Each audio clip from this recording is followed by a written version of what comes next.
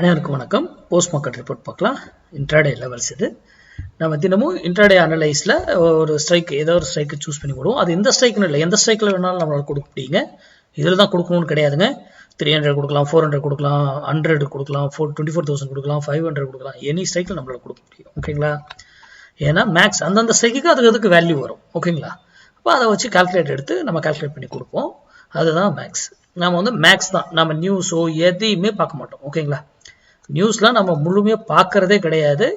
Maths படி தான் அது எவ்வளோ பெரிய ஈவெண்ட்டாக இருந்தாலும் மேக்ஸ் படி தான் நடக்கும். முதல்ல அதை புரிஞ்சுக்கோங்க. நம்ம தினமும் ஒவ்வொரு பட்ஜெட்டு எல்லாத்தையுமே போட்டிருக்கோம். எல்லாமே அப்படியே நடந்திருக்கு. ஏன் நடக்குது அப்படிங்கிறது சிந்திங்க. உங்களை நான் சிந்திக்கு தான் சொல்கிறேன்.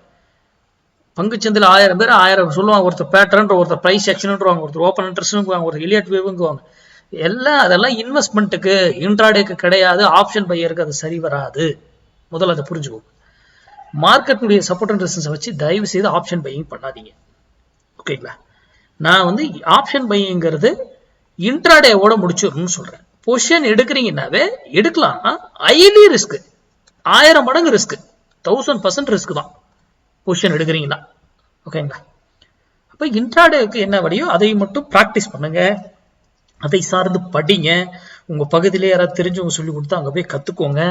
இல்லை என்னால் கிளாஸ்க்கெல்லாம் போக முடியாதுன்னா நீங்க ஓனாவே ப்ராக்டிஸ் பண்ணலாம். என்ன நாட்கள் ஆகும், வருட கணக்கு, அவ்வளோதான், வேற ஒன்றும் கிடையாது. அதுக்கப்புறம் ட்ரேட் பண்ணுங்க. யாரோ சொல்றாங்கன்றதை நம்பி யூடியூப்ல ஒருத்தர் வேல்யூ கொடுத்து அதை வச்சு பண்றதெல்லாம் பண்ணாதீங்க. இன்க்ளூடிங் மீ, நான் கொடுக்குறதையும் தான். ஓகேங்களா? சரி, இன்னைக்கு என்ன பண்ணியிருந்தது? 24,200 புட்டு கொடுத்துருக்கோம். 118 ரூபாய்க்கு கீழே இருந்தால் நிஃப்டி ஏறும் அப்படின்னு சொல்லியிருக்கோம். அதே 118 ரூபாய்க்கு மேலே இருந்தால் நிஃப்டி இறங்குன்னு சொல்லியிருக்கோம். மார்க்கெட் என்ன இங்க பாருங்க, இது போய் 118 ரூபாய்க்கு மேலே அதால என்ன ஆக முடியலைங்க, போக முடியல. அது போயிருந்தாலும் ஒரு குறிப்பிட்ட விலையில் அது ரிவர்சல் ஆகி ஆகணும். ஆர் எய்தர் டவுன் ஆர் அங்கிருந்து அப் ஒன்று. சரி, அதே போல இறங்கினாலும் ஒரு விலையில அது திரும்பி ஆகணும். எய்தர் ஆர் அப்பு, இங்கிருந்து எகைன் இப்படி.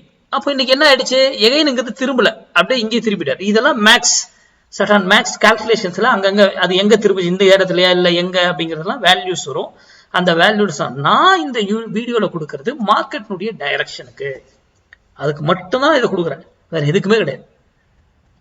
ஏன் இதை கொடுத்தே மார்க்கெட் எப்படி சொல்றாரு அப்படிங்கிற உங்களுக்குள்ள ஒரு சிந்தனைகள் வந்தா நீங்க தேடுதலும் உங்களுடைய பிராக்டிஸும் உங்களுடைய பயிற்சிகளும் இன்னும் முழுமையா நீங்க எதை சார்ந்து போகணுமோ அதை சார்ந்து செய்வீங்க. அப்ப வர்த்தகம் பண்றதும் ஈஸி. அப்ப இவர் இன்னைக்கு இந்த விலை கீழே வந்துட்டாரு. அப்ப என்ன பண்ணணும்? மார்க்கெட் மேல ஏறப்போகுது. அப்ப காலை தான் பை பண்ணணும். அப்ப காலை எந்த ஸ்ட்ரைக்க எந்த விலையில எப்போ வாங்கணும், என்ன டைம்ல வாங்கணும், அந்த விலை வந்தா அதனுடைய டார்கெட் என்ன, ஸ்டாப் லாஸ் வச்சு பண்ணணுமா வைக்காம பண்ணணுமா, அதனுடைய மினிமம் டார்கெட் என்ன, எல்லாம் நமக்கு தெரிஞ்சிருக்கணும். அப்பதான் ஒரு ட்ரேட் நம்ம எடுக்கணும். இல்லையா ட்ரேடு எடுக்கக்கூடாது. அதனால படித்து தெரிந்து கொண்டு வர்த்தகம் பண்ணுங்க. யாரை நம்பி எதையுமே செய்யாதீங்க தயவு செய்து. நன்றி, வணக்கம், வாழ்க வளமுடன்.